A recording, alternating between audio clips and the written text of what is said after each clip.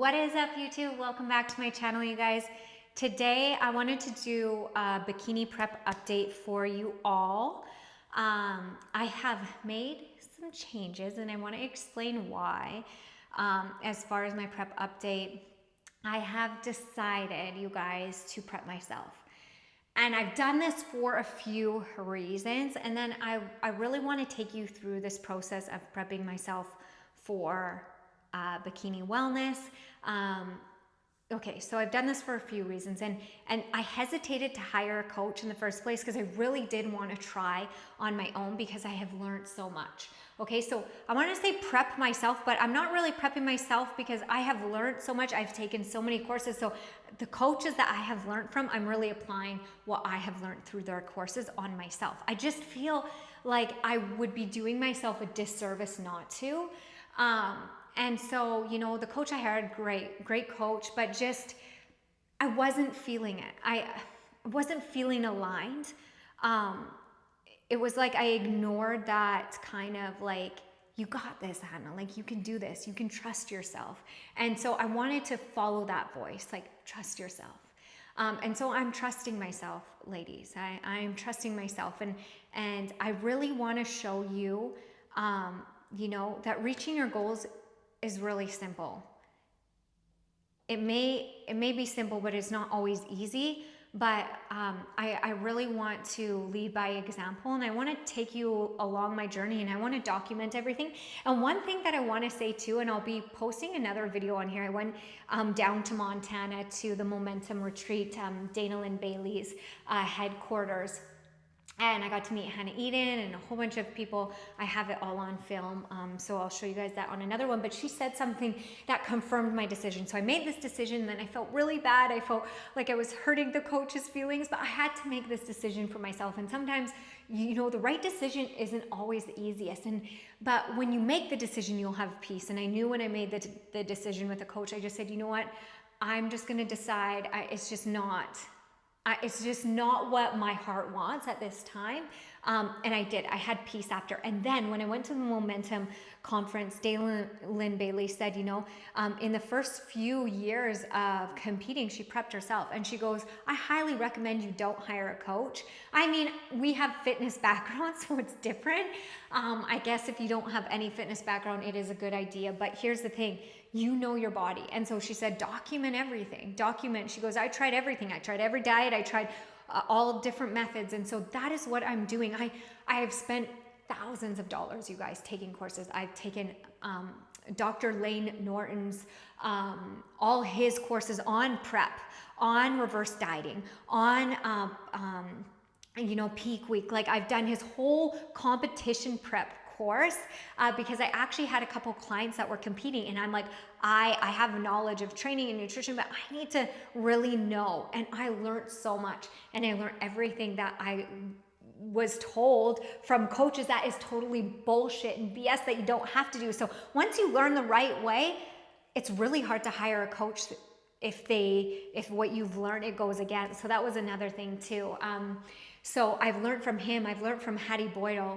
I've learned from Coach Mark Carroll. They have a whole personal training platform, Coach Mark Carroll, if you've ever heard of him, on a program design. And so I took his course, and I've done a lot of his programs, and I've done a lot of Hattie's stuff, and I'm going to be taking Hattie's course. It's training the female athlete. So I spent lots and lots of money, you guys, to learn these things. And who is the best person to apply it to yourself, to accept yourself? And so I'm going to apply all of these things that I learned, and I hope to take you just along the journey and explain the certain methods that I'm using. So again, I hope this is making sense. If you have questions, just let me know in the comments. If you're liking this, give it a thumbs up. If you're wanting me to continue doing these, hit the subscribe.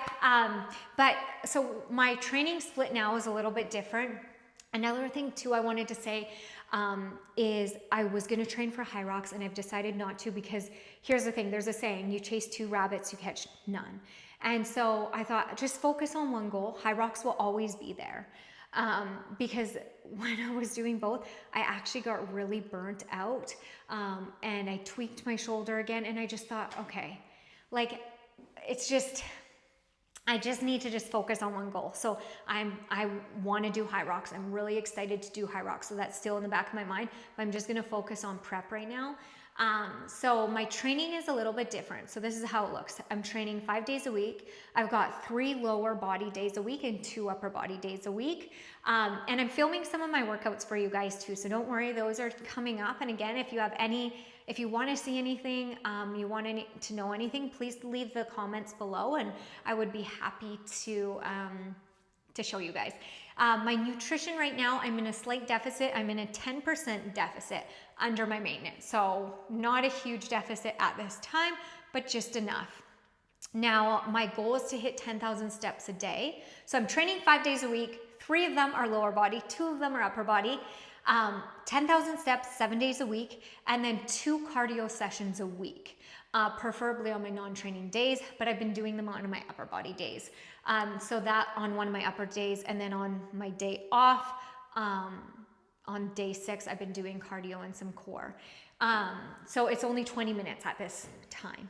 20 minutes of cardio, usually like intervals. So not like HIIT, but intervals. So it just means you can do a shorter amount of cardio and still get the benefits of doing a longer cardio with a calorie burn, right? Because adding cardio in kind of helps you maintain that calorie deficit too, because you burn calories when you do cardio, which helps you maintain that deficit. Now, super important to understand, ladies, when you are in a deficit, that your workouts are not the place that you are thinking about burning calories, okay? So yes, cardio is a tool and I'm only doing it 2 days a week, but you don't want to think about your workouts and look at your watch and go, oh, I've only burnt this many calories. No, your workouts, like especially weight training, you are there to get strong. You are there to lift. It's not the place that you're thinking about losing. All right. That focus really comes down to your nutrition, dialing into your nutrition.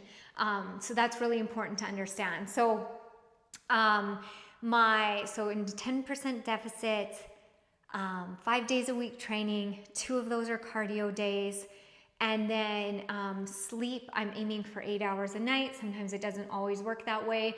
My water intake, I'm about a gallon of water a day, just because I'm so active and because I'm used to drinking lots of water.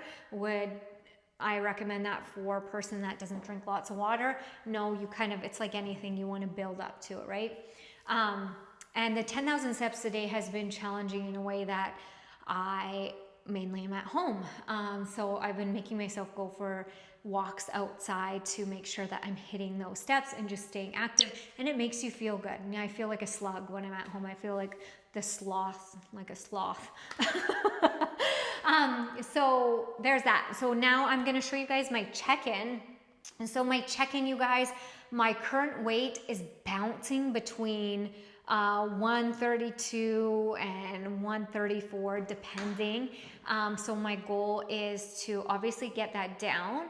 Now my pictures are the most important. You'll kind of see the most changes there. So I'm going to show you guys my pictures as well. So my front, my side, my back. Now my back is my glutes and hamstrings are really where I have to tighten up everything. That's my hardest place to tighten up. It's where my body loves to hang on to fat. I look amazing. I'm proud of myself for where I am right now, but I know for stage, it has to be a lot tighter, a lot pulled in, and that is going to really come from muscle development and nutrition. So being in that caloric deficit up until November. So I still got a lot of time.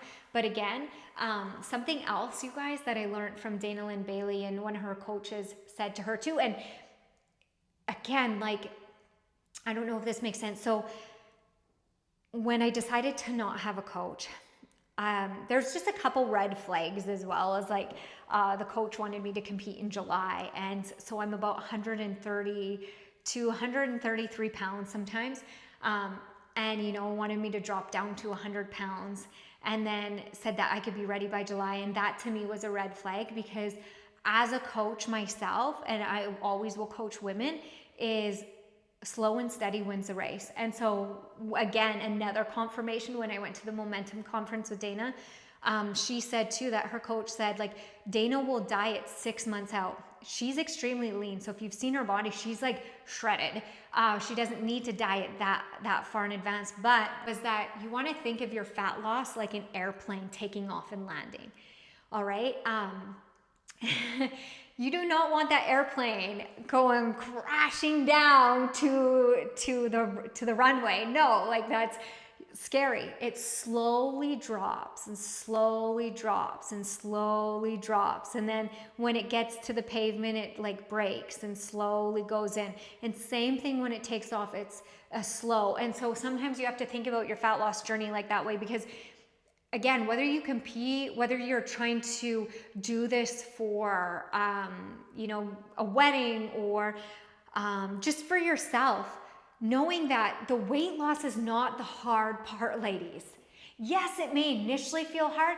That's not the hard part. You have all lost weight before, and then you end up worse off before the weight loss, because here's the issue.